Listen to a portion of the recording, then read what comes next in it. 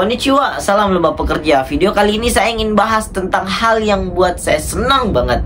Adalah 3 alasan teman-teman di Jepang itu kecewa dengan hasil cukuran orang-orang Jepang. Oke, langsung aja tanpa basa-basi. Alasannya kenapa gua senang banget tentang video kali ini adalah karena ini emang di bidang gua nyukur. Gua tukang cukur di Indonesia ya, udah beberapa tahun gitu. Jadi hal ini senang banget. Oke, 3. Langsung aja. Yang pertama adalah bayaran murah. Gini nih, maunya bayar murah, tapi teman-teman itu mau hasilnya bagus. Kayak ibaratnya di Indonesia, kamu nyukur di tempat biasa, tapi berharap hasilnya seperti di barbershop. Sedangkan di tempat biasa mungkin target mereka beda, cara kerja mereka beda. Sedangkan di barbershop itu ketika kerja itu ada stepnya, ada skillnya, ada materi, ada banyak hal yang dipelajarin ketika di barbershop. Bukan berarti di tempat biasa nggak ada, tapi di barbershop itu adalah hal mutlak gitu. Ada prosedur operasionalnya gitu, secara tidak tertulis, tapi itu berlaku untuk semua barbershop biasanya. Karena aku juga kerja di barbershop dulu ya, dan insya Allah semoga bisa buat nanti di Indo. Jadi teman-teman, kalau mau hasilnya bagus, sesuaikan dengan budget teman-teman. Kalau budgetnya mahal, berarti kualitas tukang cukurnya juga itu akan bagus. Oke, sampai di situ paham.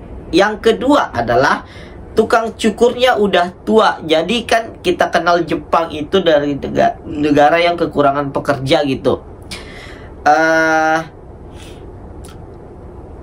Karena kekurangan pekerja, jadi tukang cukurnya biasanya itu aja yang dari dulu gitu. Sedangkan kalau misal kalian mau model yang kekinian, sedangkan tukang cukurnya itu udah tua, atau maksudnya udah bukan di zaman ini, apalagi dia yang nggak mau adaptasi, maksudnya ya apa yang kita harapkan dari orang yang udah berumur lah begitu. Kalau misal kalian mau model kekinian, maka harus cari tukang cukur yang kekinian. Makanya jangan asal datang ke tempat tukang cukur dan mengharap hasil yang bagus ketika tidak milih-milih tempat. Oke, itu yang kedua. Yang ketiga adalah pastilah otomatis bahasanya. Bahasa yang digunakan di Jepang itu kan bahasa Jepang, sedangkan kita orang Indonesia bahasa Jepang tuh kayak ya Allah, susah banget nih bahasa. Itu aku belajar bahasa Inggris juga dari nol, dan bahasa Jepang dari nol tuh bahasa Jepang ya Allah 3-4 kali lipatnya dari bahasa Inggris, sumpah. Jadi karena obrolan gak nyambung, itu yang ketiga, obrolan gak nyambung, jadinya susah. Kita maunya ke sini, tukang cukurnya mau ke sini.